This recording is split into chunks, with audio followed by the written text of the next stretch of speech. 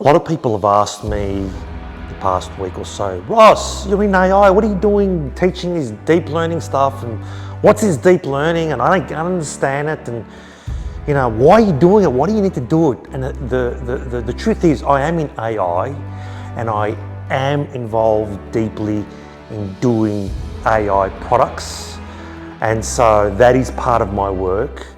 But this is actually my deep learning practice. I'm actually deep learning now as I'm teaching this. So teaching is a deep learning practice, and the way we do teach it allows us to use our feelings and emotions to try and understand the other person's feelings and emotions so we can get our message across. So I'm doing this for myself because I'm becoming a better deep learner, and I also am doing this because I also see a massive problem. Being in AI, understanding AI, seeing what's happening out there, seeing the world of how AI is going to change everything, and it's already done it. And knowing full well, and I don't think a lot of governments understand this, that AI has not already going to creep up, it's already creeped up, and a lot of humans are going to get caught out, and it doesn't have to be this way. It doesn't need to be this way. And I discovered these practices about 5-6 years ago that changed my life, and they were mentored to me by someone that I truly admire, who is my mentor. And I still don't understand to this day. I have an idea, but I still don't understand till this day why these practices, number one, were not taught in schools, and number two, why they are not taught in schools today. I do note that the Singaporean government is introducing deep learning practice into its entire curriculum, and I think that is a fantastic step forward, because there's two ways that humans are going to grow, and it's going to be with AI. So anyone that thinks that AI is just something of the month, or it's going to be just the fashion of the week, stop kidding yourself. AI is going to continue to grow and develop and grow and develop, and it's going to grow exponentially. In other words, it's going to get smarter and smarter and smarter. Remember, we are developing deep learning AI, and I'm about to launch a new AI product in about 1 or 2 weeks, which is deep learning AI, and it's all about solving human problems. But the level of intelligence, the level of an ability of this to be able to self-learn and upgrade its own neurons, and the way we've taught it as a deep learner, I'm thinking to myself, this is exactly how we should be teaching humans. To give it its goal, to give it the model, then to allow it to take risks, to allow it to make mistakes, to assess and reflect on its results, and then to go up and keep updating and keep learning. The AI now self-learns in a deep way, and that's why deep learning, not just for AI, deep learning has to be for humans. The alternative is that if we don't grow organically into deep learners, and as I think Elon Musk said this, and I agree with him, he's created a new company called Neuralink, and I'm not sure where that is at the moment, but they're going to be putting AI chips in your brain. And I think Elon made this point that if we can't keep up with AI, we have to put the AI in our brain. So somewhere down the track, they'll start experimenting with putting AI chips in people's brains, and sooner or later, they're going to start it with people that are sick at the moment, people that have got Alzheimer's and MS and all that stuff, which will help. But then it's going to go general, because how else are humans going to be able to keep up with AI? My way is the organic way, and I know that if you can convert your brain into a deep learning brain model, change your model, change the machine in your head in terms of the way you learn, every single aspect of your life will change. Let me show you something. Okay? Let me show you something. Okay. Now, this is a picture. It's a circle, but it's a picture of a brain. Okay. Now, this is the brain. Okay. Now, see this? See this? Most people use 10% of their brain. Now, I'm going to do all these dots. Yeah, I should have been an artist. I'm just joking. All right, now, all these dots are what we call neurons. And these neurons are like little workers in your head. Each worker is connected to another neuron, and what they do, they connect with each other to fulfill your daily activities and goals. Now, everyone's got some daily activities and goals. Even when you're not doing something, you've got a daily activity or goal. Could be just to have a shower, could be just to eat, that's a goal. And your neurons, think of them like little workers, and everyone has a little task, okay? Everyone does little things so you can fulfill your goals, your tasks, and so on. Now, this is where it gets now tricky. Most people are only utilising 10%. Most people are only utilising 10% of these workers. Now, I'm putting a lot of dots here, and I'm going to continue putting dots. Do you know why? Because on average, every single human being has 100 billion neurons. Think about it. 100 billion neurons. 100 billion little workers in your head. I'm putting these dots. Why? Because there's so many of them. And you're only using this. You're only using 10%. You've got 100 billion neurons. Imagine you're a business and you have 100 billion workers, and you're only using 10% of those workers, and the rest of them you can go and sleep. Go and lie down and sleep, and we'll never see you until we die. And this is what's even worse. Okay? As you get older, as the brain neurons, these neurons, remember, these neurons are everything. You watching me now, your neurons are telling you how to feel about it. Your neurons are telling you whether you should continue listening to me or you should switch to watch something else. It's your neurons are controlling your every move, every thought, every action. Everything is here. Forget the rest of the body for 1 second. Your neurons are everything. And yet, remember this. You're only using this. And as you get older, for most people, this gets to 9%, gets to 8%,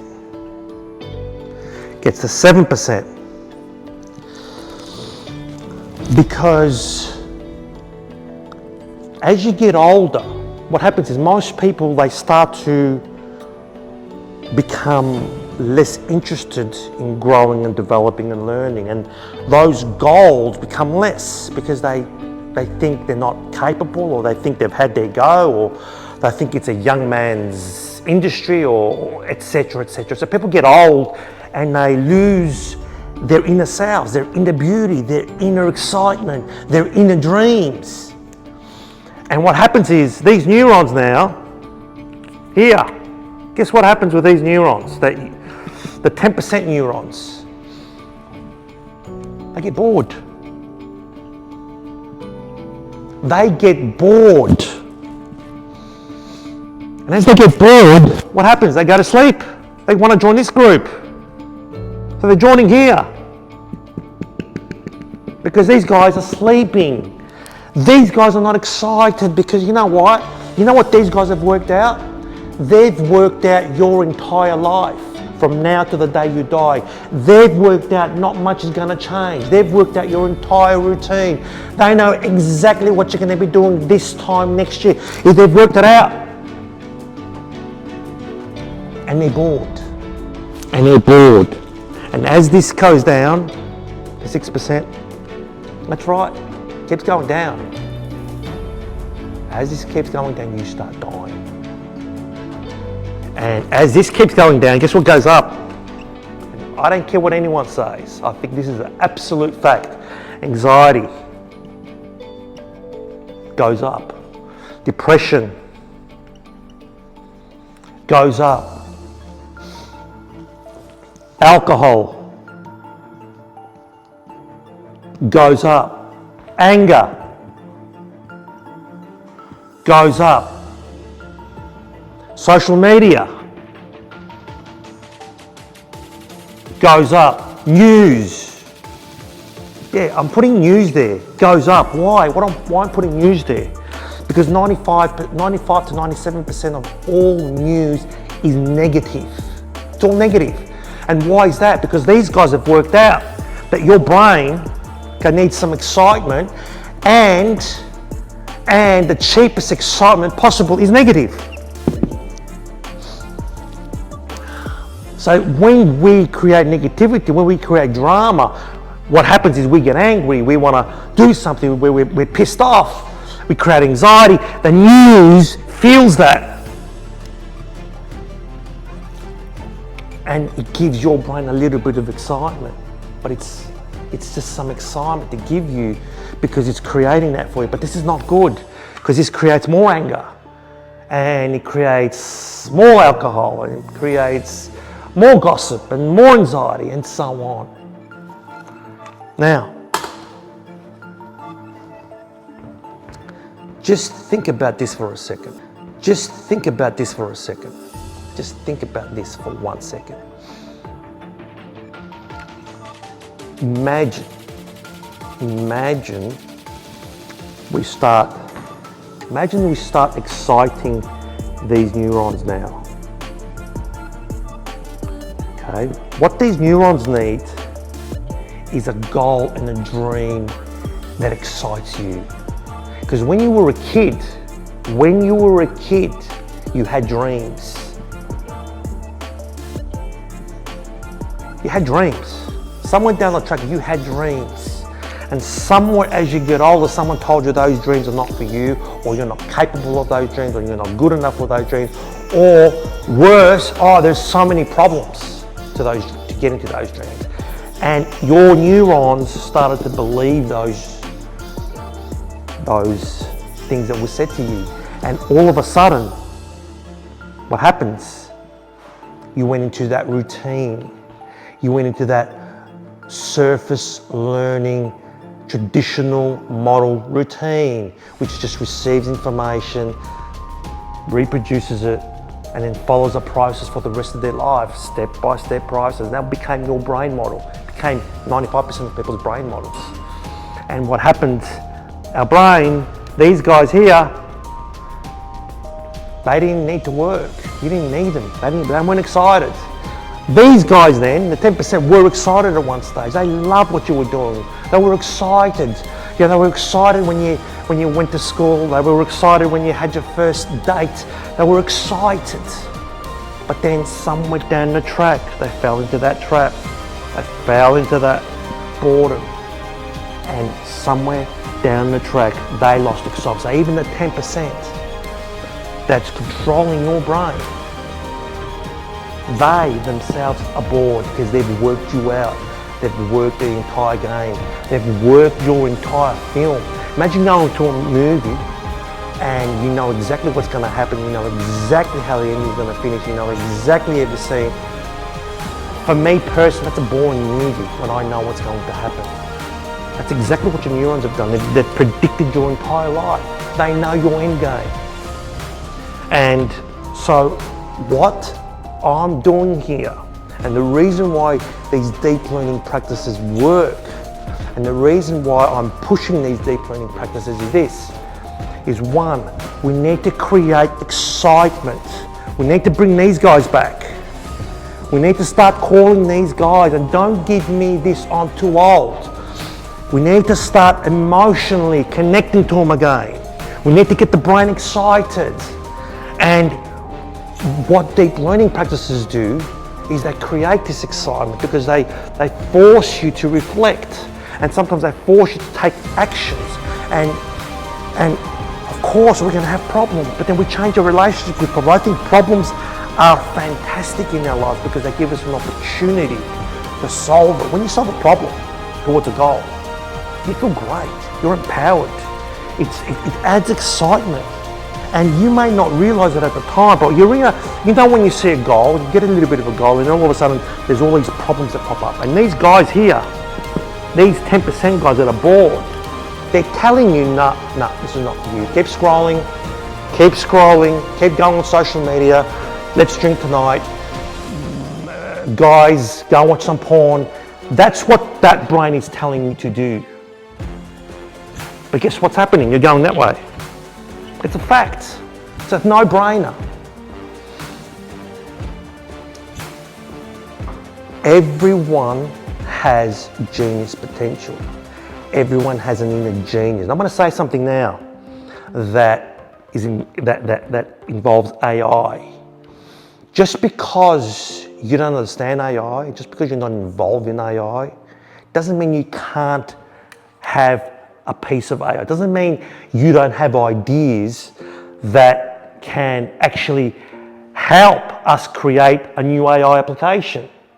You may have ideas and not know anything about AI, but that idea could be $100 million idea, it could be $1 billion idea, and you don't know that.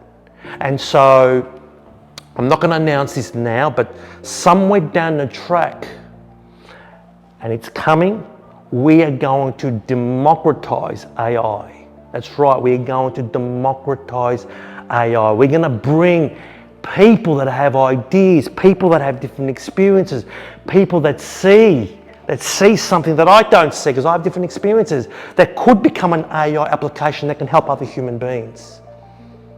But the key is here, is you've got to get these neurons up. You've got to get these neurons up, alive, ready to perform, ready to act, get them excited, start connecting with these neurons. Remember, look at how much neurons you're not using, because this here is inside you. You're just ignoring it. And none of this excuses, none of this victim playing. Don't play victim. Don't play victim. Okay, if you've got friends that are hurting, help them, but don't make them feel like victims, because it just regresses this. Anyone that plays victim and keeps blaming everyone else for everything that's ever happened in life, you're just regressing. And this is a fact. So the key here is, I'm doing these practices because they're helping me. I'm doing these videos because they're helping me. I'm growing and developing each and every day. And I am creating AI, and I'm in AI, and I've been involved in AI for over 12 years. And I see the future of AI where the non-AI person, anyone, I don't care what age you are, you could be 70 years old, you can see a problem. And this is where you need these neurons. You need to step up to the plate with the ideas. And as a deep learner, once we start rewiring these other neurons, once we start exciting, and I'm talking real excitement, not fake excitement with alcohol, not fake excitement with getting with your friends and gossiping and teasing other people, because that doesn't take you there. It takes you down there. You're just lying to yourself. It takes real work, but there is a pathway. And it was shown to me. I didn't invent deep learning practices. It was shown to me, and I'm teaching them, and I'm showing them to you. And I must say, and I never ever thought about a year ago that I'd be doing this. I can't believe that I'm doing these videos. Really, I can't. I actually should be doing some AI work now. But you know what, I'd rather be doing this than scrolling on social media because it's helping me and hopefully it's helping you.